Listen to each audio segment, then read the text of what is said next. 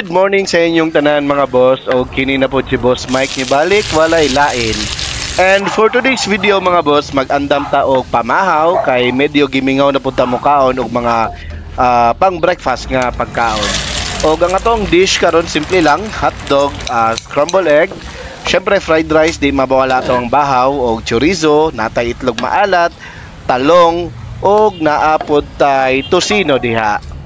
Og pahabol day mga boss, hapit na to nalimtan, naapod tay corned beef diha na gigisar na to sa lamas hasta yung pawira sa lasa.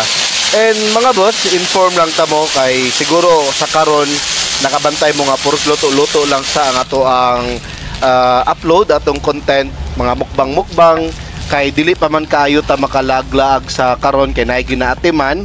And hopefully ma-okay na ni tanan para maka-ride ta og malibot ta mo or malaag ta mo diri sa Mindanao.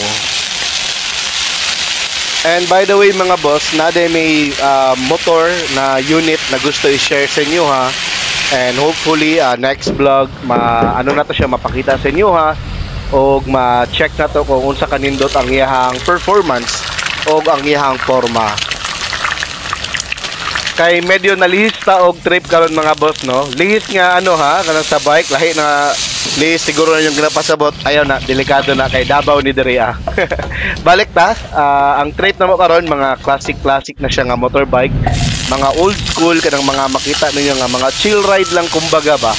Sabay-sabay rin ta sa mga angkol na to no. Nya trip like mga downtown, mga sapa-sapa tirada ba.